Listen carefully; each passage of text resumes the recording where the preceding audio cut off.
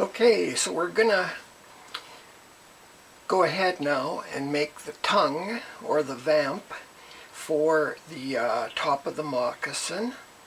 To make the toe, this part here, what I do is start off with the template of the person's foot. Get yourself a piece of Bristol board and then lay the person's foot on top of it, and with your marker draw around it, and you don't have to go all the way around it. The distance that you go is from the widest portion of the person's foot.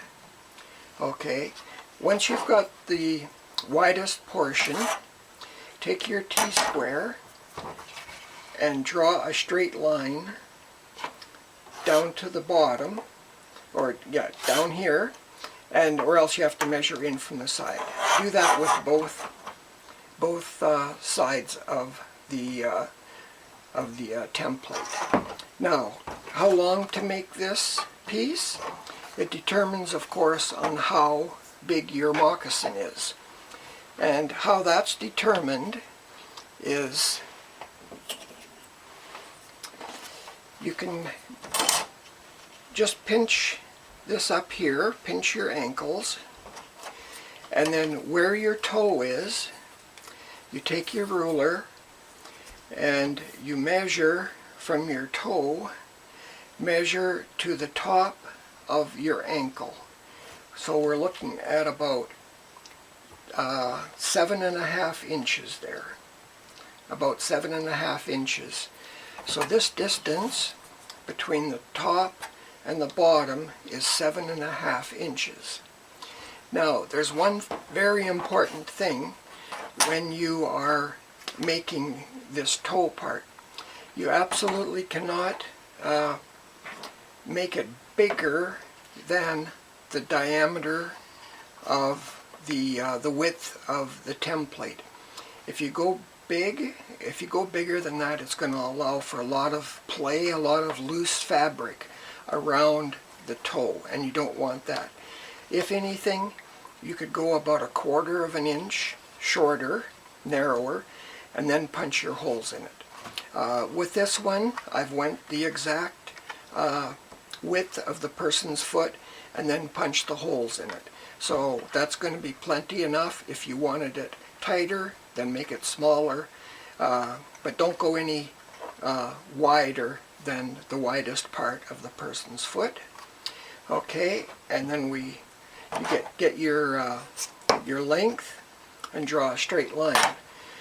Then what we're going to do is, in order to help getting the moccasin on and off, a lot of people don't like to do the laces up all the time. So to give them a little bit more room, what I do is I increase the width of the tongue up at the end. So I've got each side about 1/2 inch wider, and then what I did, I measured about 3 inches up, and then that's where I started my taper. Okay, so it's 3 inches. And you can do it as you see fit, but that's the length that I used. Okay, now you don't need to follow the person's foot exactly when it comes time to cut your fabric out. What you should do is to round it off and make it a little smoother. Now what I've used is these French curves, and I've adapted them to the width and the circumference of the toe. Okay, so now when I cut it out, it's going to look something like this.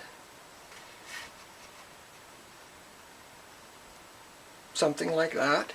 Okay, and then what you have to do is we have to add those tabs, those reinforcing tabs, onto the tongue as well to keep it from fraying. There's one, let me just show you This is one that hasn't been reinforced, and you can see the amount of fraying that takes place. Maybe you like that look, and in that case you wouldn't do the triangular tabs. So it's up to you. I mean, I've taken denim and frayed it along this edge here to make kind of fringe, and I think that looks quite good too. So it's up to you. I've added some decoration onto this one as well. But do your tabs, fold them over, and sew them again. I used clear thread. Once you've got that accomplished, the next thing to do is to install the insulation. Okay, and I've gone over the insulation with you. This time I've used wool with the polyester quilting, and this is what it looks like before it's cut out, and then this gets sewn on, of course, in the back once it's cut out. Okay, and then once it's done, the circumference that I've measured from your tongue all the way around your ankle, I measured is 18 inches. Okay, so what I did is I'm going to use leather up here this time, and I wouldn't recommend using leather unless you absolutely know that you've got a machine that is going to work well with leather. It was a bit of a frustrating experience because the foot didn't want to bring forward the leather, but if you know your machine will work, then go ahead and use leather. Otherwise, just use denim for the ankle and the front of the toe.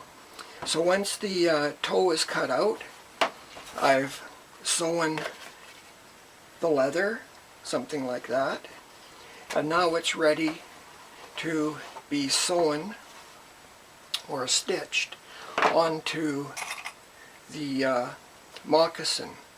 So I place I'll place the two ends, but what I do is I open it up like this and circle it around, clipping it as I go. Okay, so do your fixed points, and then we'll get set up and we'll do the stitching, the cord for the toe. I have to punch the holes in the toe yet, and then I'll be ready for doing the nylon, the polyester or nylon cord, I guess it is. And with that, we're starting to wind down the making of the moccasin. So that's kind of what I've got so far, and I'm going to just carry on. I'll make the other toe, and then when I'll get it ready to stitch up the toe onto the moccasin, and once we get started on that, I'll show you how I do that as well. So with that, I'll go and I'll start making the rest of it.